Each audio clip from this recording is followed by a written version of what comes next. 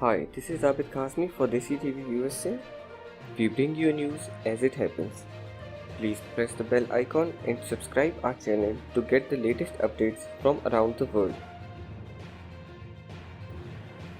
Cameras captured what appears to be a very large funnel cloud.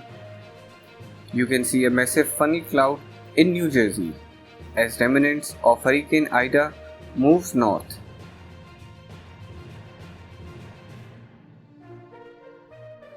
That funnel cloud was in fact one of several tornadoes that touched down in the region.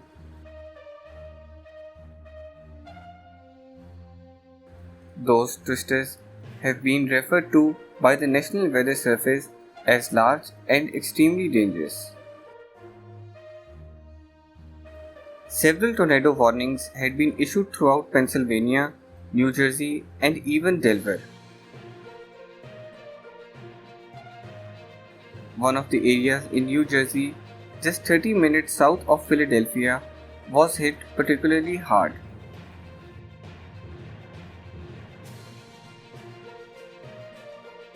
Thank you for watching. For more news and updates, please click on our link tree.